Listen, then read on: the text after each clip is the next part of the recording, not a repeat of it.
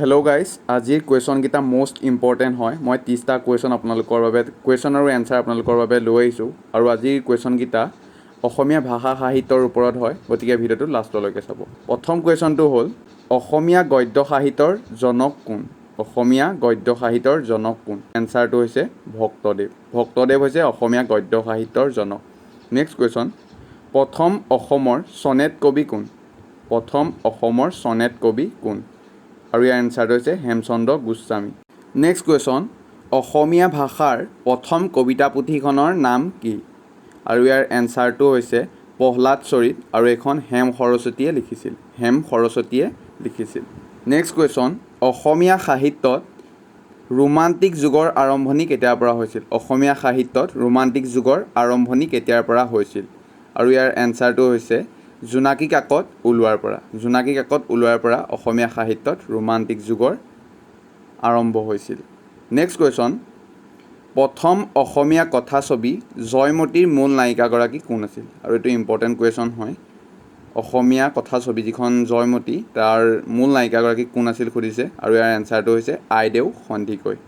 Next question, অসমত প্ৰথম অনাতাঁৰ কেন্দ্ৰ কিমান চনত স্থাপিত হৈছিল? মানে যিটো ৰেডিঅ' কেন্দ্ৰ কেতিয়া ইয়াত অসমত স্থাপিত হৈছিল সুধিছে, আৰু ইয়াৰ এনচাৰটো হৈছে 1948 চনত। নেক্সট কুৱেশ্যন, স্বৰ্ণকমল বঁটা লাভ কৰা প্ৰথম অসমীয়া চলচ্চিত্ৰখনৰ নাম কি? স্বৰ্ণকমল বঁটা লাভ কৰা প্ৰথম অসমীয়া চলচ্চিত্ৰখনৰ নাম কি সুধিছে, আৰু ইয়াৰ এনচাৰটো হৈছে হালধীয়া চৰাই বাওধান খায়। আৰু এইখনৰ হালধীয়া চৰাইৰে বাওধান খোৱা এখন চিনেমাখন চলচ্চিত্ৰখনৰ পৰিচালক আছিলে জাহ্নু বৰুৱা। নেক্সট কুৱেশ্যন, চামেলি মেম চাহাব কথাছবিখনৰ সংগীত পৰিচালক কোন আছিল? আৰু এইটো সকলোৱে নিশ্চয় জানেই চাগে, চামেলি মেম চাহাব, আৰু ইয়াৰ এনচাৰটো হৈছে doctor Bhupen Hazarika. Next question, শ্ৰেষ্ঠ সংগীত পৰিচালক বঁটা প্ৰাপ্ত প্ৰথম অসমীয়া ছবিখনৰ নাম কি? আৰু ইয়াৰ এনচাৰটো হৈছে আব্দুল মজিদ পৰিচালিত চামেলি মেম চাহাব। শ্ৰেষ্ঠ সংগীত পৰিচালক বঁটা প্ৰাপ্ত অসমীয়া ছবিখনৰ নাম হৈছে চামেলি মেম চাহাব। চামেলি মেম চাহাবে শ্ৰেষ্ঠ সংগীত পৰিচালক বঁটা প্ৰাপ্ত প্ৰথমখন অসমীয়া ছবি হয়। নেক্সট কুৱেশ্যন, ৰাষ্ট্ৰপতিৰ পদক লাভ কৰা প্ৰথম অসমীয়া কথাছবিখনৰ নাম কি? ৰাষ্ট্ৰপতিৰ পদক লাভ কৰা প্ৰথম অসমীয়া কথাছবিখনৰ নাম কি হয় সুধিছে, আৰু ইয়াৰ এনচাৰটো হৈছে ৰঙা পুলিচ। ৰঙা পুলিচ কথাছবিখনে ৰাষ্ট্ৰপতিৰ পদক লাভ কৰিছিল, আৰু এই ৰঙা পুলিচ কথাছবিখন নীপ বৰুৱাৰ দ্বাৰা পৰিচালিত হৈছিল। নীপ বৰুৱাৰ দ্বাৰা। নেক্সট কুৱেশ্যন, অসমীয়া সাহিত্যৰ উপন্যাস সম্ৰাট বুলি কাক কোৱা হয়? অসমীয়া সাহিত্যৰ উপন্যাস সম্ৰাট বুলি কাক কোৱা হয়? আৰু ইয়াৰ এনচাৰটো হৈছে ৰজনীকান্ত বৰদলৈ। নেক্সট কুৱেশ্যন, প্ৰথম অসমীয়া ব্যাকৰণখনৰ নাম কি? আৰু ইয়াৰ এনচাৰটো হৈছে গ্ৰামাৰ অফ আছামিজ লেংগুৱেজ, আৰু এইখন উইলিয়াম ৰবিনছনে 1839 চনত লিখিছিল। নেক্সট কুৱেশ্যন, অসম সাহিত্য সভাৰ প্ৰথম সম্পাদক কোন আছিল? আৰু ইয়াৰ এনচাৰটো হৈছে শৰৎচন্দ্ৰ গোস্বামী। নেক্সট কুৱেশ্যন, অসম সাহিত্য সভাই প্ৰকাশ কৰা অভিধানখনৰ নাম কি?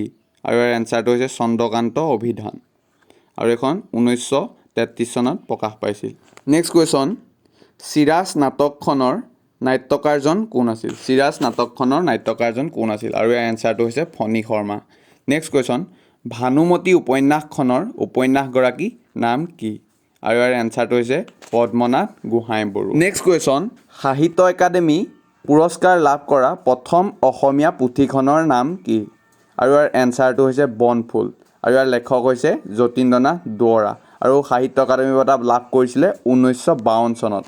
নেক্সট কুৱেশ্যন, অসমীয়া ব্যাকৰণক আধুনিক ৰূপ দিওঁতা প্ৰথম ব্যক্তিজন কোন আছিল? অসমীয়া ব্যাকৰণক আধুনিক ৰূপ দিওঁতা প্ৰথম ব্যক্তিজন কোন আছিল? আৰু ইয়াৰ এনচাৰটো হৈছে হেমচন্দ্ৰ বৰুৱা। নেক্সট কুৱেশ্যন, প্ৰথম অসমীয়া নাটকখনৰ নাম কি? আৰু ইয়াৰ এনচাৰটো হৈছে চিহ্নযাত্ৰা, আৰু এইখন শংকৰদেৱে লিখিছিল চিহ্নযাত্ৰাখন। নেক্সট কুৱেশ্যন, প্ৰথম অসমীয়া কথা কবিতাৰ ৰচয়িতা কোন? আৰু ইয়াৰ এনচাৰটো হৈছে যতীন্দ্ৰনাথ দুৱৰা। নেক্সট কুৱেশ্যন, প্ৰথম অসমীয়া ছপা পুথিখনৰ নাম কি আৰু ইয়াৰ লেখক কোন? মানে প্ৰথম অসমীয়া ছপা কৰি যিখন উলিয়াইছিলে পুথিখনৰ নাম কি আৰু লেখক কোন সুধিছে, আৰু ইয়াৰ এনচাৰটো হৈছে আত্মাৰাম শৰ্মাৰ ধৰ্ম পুস্তক, আৰু এখন 1813 চনত মানে প্ৰকাশ পাইছিল। আত্মাৰাম শৰ্মাৰ লেখক হৈছে আত্মাৰাম শৰ্মা, আৰু পুথিখনৰ নাম হৈছে ধৰ্ম পুস্তক।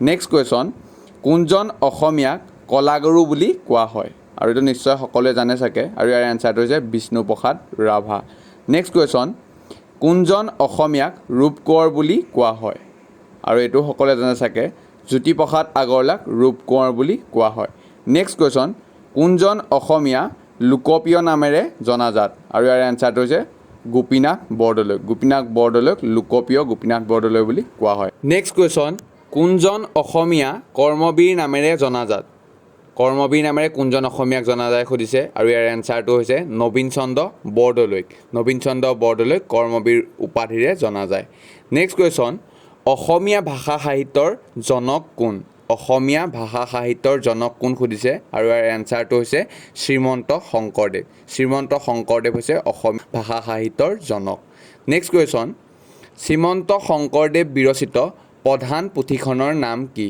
শ্ৰীমন্ত শংকৰদেৱৰ প্ৰধান পুথিখনৰ নাম কি সুধিছে আৰু ইয়াৰ এনচাৰটো হৈছে কীৰ্তন ঘোষা নেক্সট কুৱেশ্যন কোনজন অসমীয়া দেশভক্ত নামেৰে জনাজাত আৰু ইয়াৰ এনচাৰটো হৈছে তৰুণৰাম ফুকনক দেশভক্ত নামেৰে জনাজাত নেক্সট কুৱেশ্যন অসমীয়া সাহিত্যত ভাঙনি কোঁৱৰ বুলি কাক কোৱা হয় অসমীয়া সাহিত্যত ভাঙনি কোঁৱৰ বুলি কাক কোৱা হয় আৰু ইয়াৰ এনচাৰটো হৈছে আনন্দচন্দ্ৰ আগৰৱালা আৰু যদি ভিডিঅ'টো চাই অলপ হ'লেও হেল্পফুল হ'ল বুলি ভাবিলা তেনেহ'লে প্লিজ শ্বেয়াৰ কৰা বন্ধুৰ সৈতে যাতে তেওঁলোকৰ অলপ হেল্প হয় চ' আজিলৈ বাই জয় অসম